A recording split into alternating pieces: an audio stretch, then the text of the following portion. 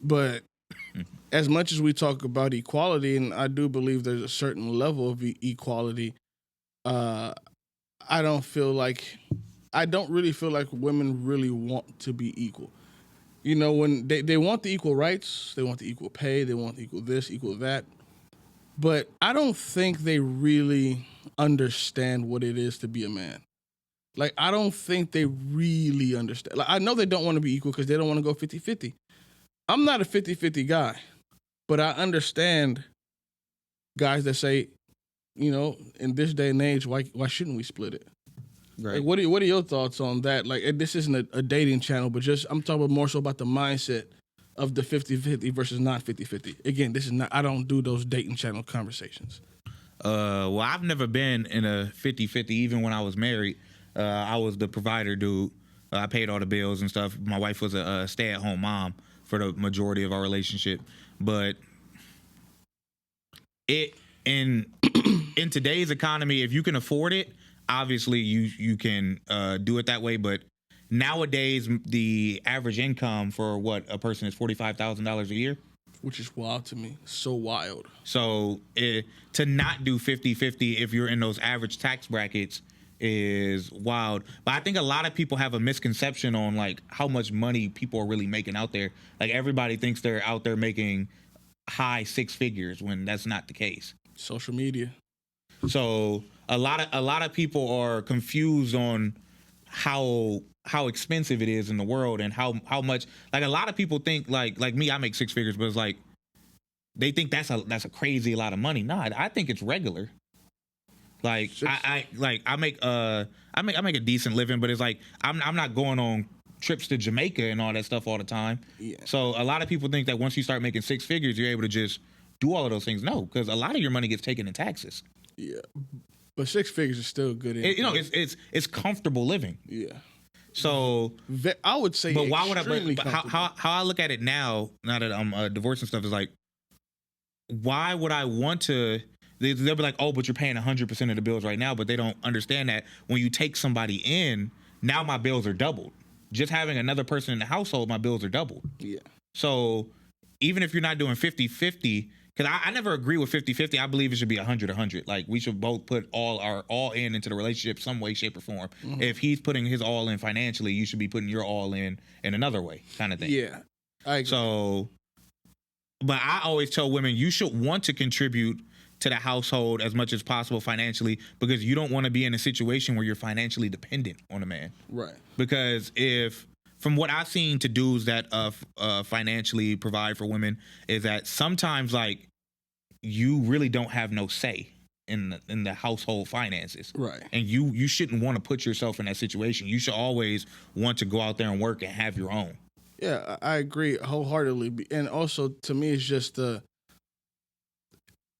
mindset of, look, I'll put it like this. If I fight for something, I'm going to want to reap the benefits of it. Mm-hmm. You guys fought for the kind of money you're making now. Women are making a lot more money than they ever have. Even if they say, oh, there's a gender pay gap, it's not true. I've already done the numbers, and everybody's done the numbers.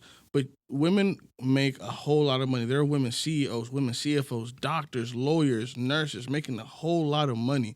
Why would you go through all that just to give up your equity?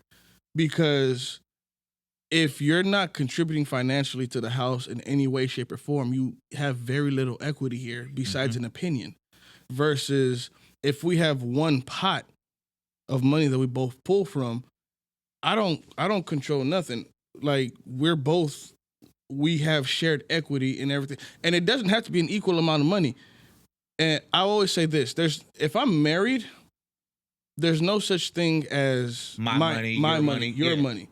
I even, like I tell my girl, like I believe in a joint bank account. Mm-hmm. And if you want to have, like that's it, joint bank account, maybe with either two debit cards, a debit card and a credit card, that we both always have a card access. Because if I make $100,000 and you make $50,000, we make $150,000.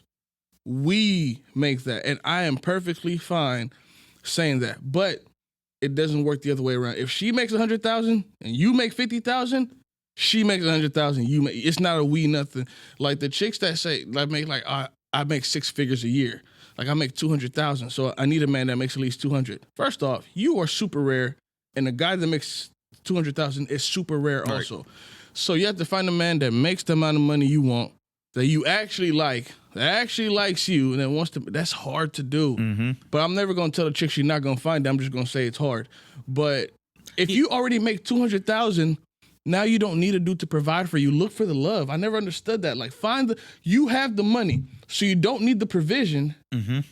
Why don't you just find the love? But in reality. Well, because I think it's mostly because our society, like we tell people, especially young women, that like a dude is supposed to provide for you. So when a woman gets into her career and she's making that excess of money, obviously she's gonna want somebody on par with her in the sense that she wants somebody that's making the same amount of money, which is all power to you. I think you should want somebody, but at the end of the day, the qualities of somebody you're going to end up marrying shouldn't just be financially. Should they have something? Yes. But I think that also stems from like a dude that makes $200,000 a year has no problem dating a woman that makes $30,000-$40,000 a year. Nothing.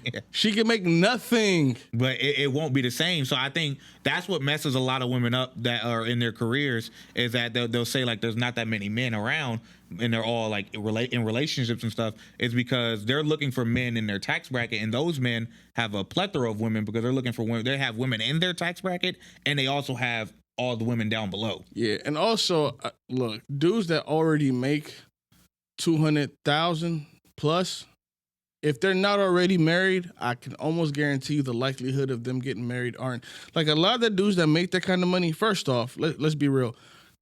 Average age range is like 35 and up. 35, 40, and most men don't hit their financial peak till about the age 50. But he probably already had a girl with them that grew along with him. Like the chick you see next to a lot of these guys were there with him when he was making 60, 70,000. Mm-hmm. That's when you should have found your king to grow with them, because a dude that makes 250,000 is single and is like 32 years old, no kids, trust me, he's smart. He knows like marrying you is a risk. It's riskier than starting a business, because I can just file bankruptcy and walk away from that. Right. But if a marriage goes wrong with you, it can cost me a whole lot. So there's a lot of that too. So you might find the guy that makes 250,000 a year, But he's not going to be likely to marry. yeah, he's going to be less likely to marry, especially if he's like older in age. And when I say older, I mean 35 and up. That's not older, but that's like he's 35, unmarried, no kids. He's probably a cautious man. Mm-hmm.